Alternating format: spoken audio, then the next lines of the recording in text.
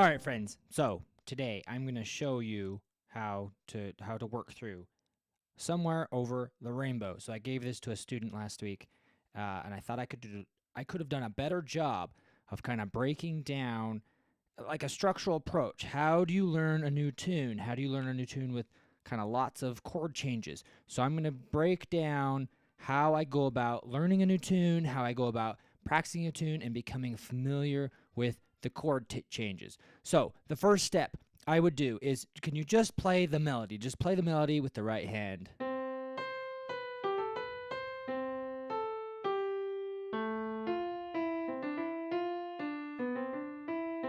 Right, that's level one. Like, at least get that, okay? So don't, every level along the way, you want it to be simple. You want to completely master it. Like, it should sound like the song kind of every step of the way. Okay, so level one, just play the melody. Level two, can you just play the bass note? So just one note. Don't make it complex. Just make it really simple. We're just going to play the root of the chord. So I'm going to talk through it a little bit. So like 1, 6, 3, and then 1 or 5 of 4, right? And then 2, and then I went here 3, 6, 4, like a diminished. And this one's a little tricky. It's a C chord, but in second inversion with the G on the bottom.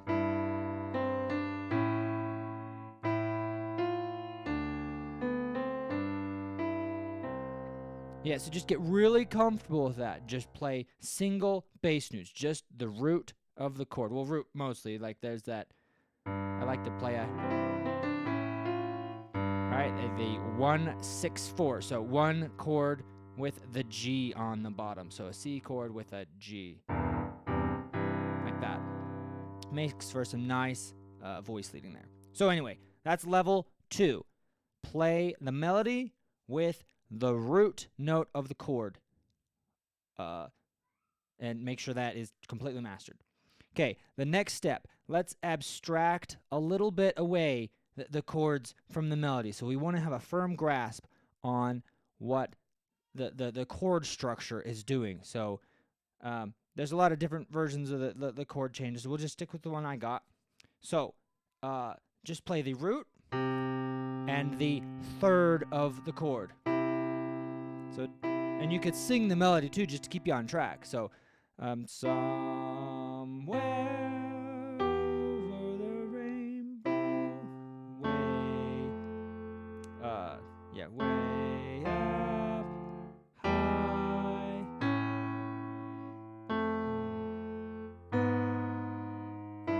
Now, you're a little cheated. I'm gonna do this, and then the third of the chord still. So I'm gonna target the third, but I'm gonna play this in second inversion, right? Then 2, 5, 1. Okay, so root and then third, root and third of the chord. So and then you could sing the melody on top of that, just to keep you on track. Okay, so another way you could do it is you could just play the triads. So maybe the reason I didn't start with that, you can kind of get locked into that. Students can kind of get stuck in this sound.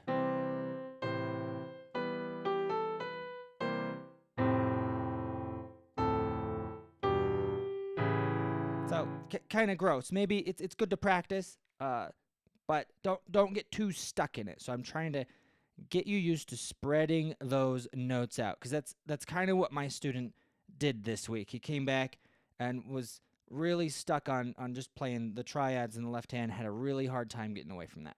So anyway, it's good to practice. Maybe that's level 4. Just be able to play the triads with the melody. But again, we're gonna want to get away from that pretty quickly, because it doesn't sound very good, right? So level 4, just play the triads.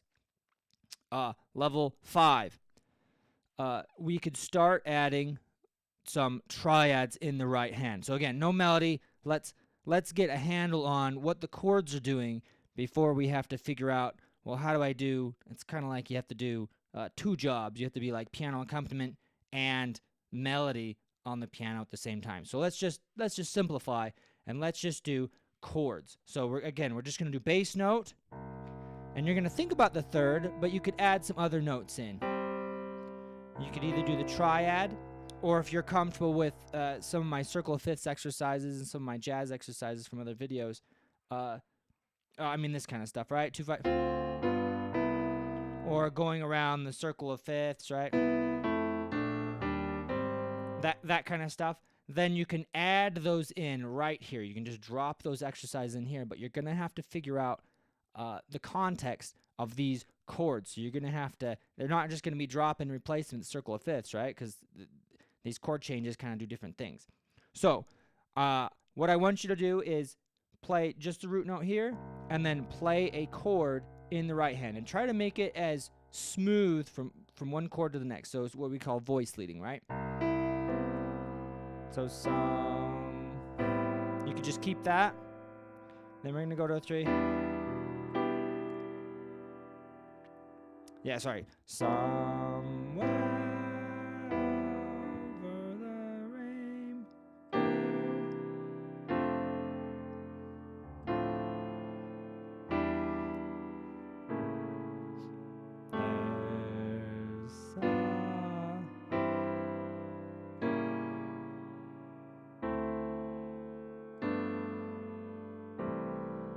So that's one way of doing it. So you could work through and do a couple of different ways, and you'll just have to spend some time at the keyboard fiddling. There's like no wrong or right answer. I mean, some things sound better than others, and some things sound really bad, right? But figure it out, kind of fiddle around with it. If you need to, go back and review root and third. Like, don't get lost. You want it to be, I guess, simple. You want to master each step along the way.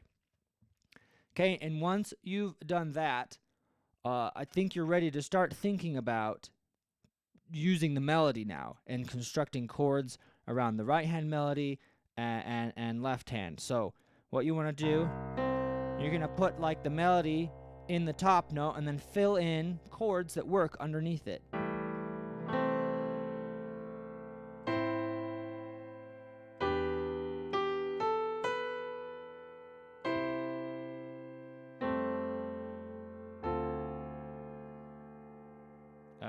Yeah, 3.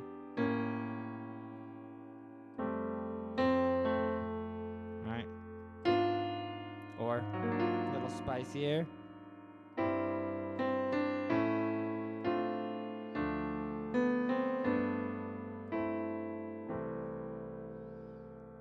Okay, so I really tried to keep the left hand simple, so no kind of filling in.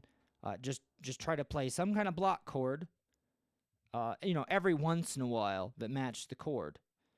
What I mean is you don't have to play a chord with every melody note.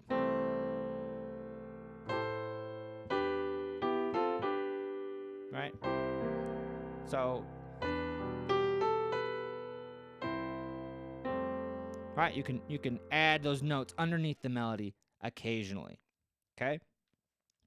So, the next step beyond that is you could start to fill out left hand, and I was kind of doing that because that's what I'm used to, but you could, instead of,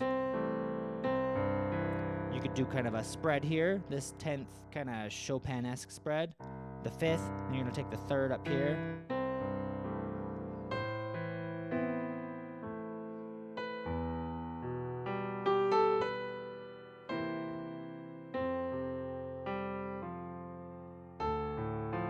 right, this root, 5th, 3rd. Yeah, so you could do nice voice leading. The 3rd becomes a 7th. That's a circle of fifths, right? 2, 5 for D, but we're going to resolve to F.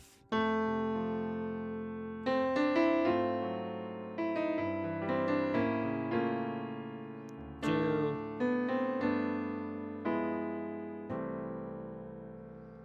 So that would be pretty acceptable. You could probably get away with that. So think about spreading this root, 5th, 3rd, and then filling in chords in the right hand. And then you just got to be comfortable trying stuff. So be comfortable sounding bad. Try stuff, see what works, see what doesn't, listen to a lot of people. So you could listen this kind of style, Keith Jarret, uh, Bill Evans, Oscar Peterson. Oscar Peterson will get kind of crazy, right? Lots of notes. Bill Evans too, but kind of in a different way. But anyway, listen, and it doesn't have to be like a note perfect, I'm doing exactly what Bill Evans is doing, but listen for things like timing. When does he add a little arpeggio? When does he fill in a chord? Those kinds of things. Can you generally approximate what these guys are doing? Because I know getting like a note perfect transcription or buying a transcription book, like it just doesn't help you sometimes. Sometimes it's so overwhelming, it sounds not at all like what you anticipate, that you don't get there. So there you go. I've given you about like 6 different ways to kind of work through the chords, think about how to play Somewhere Over the Rainbow.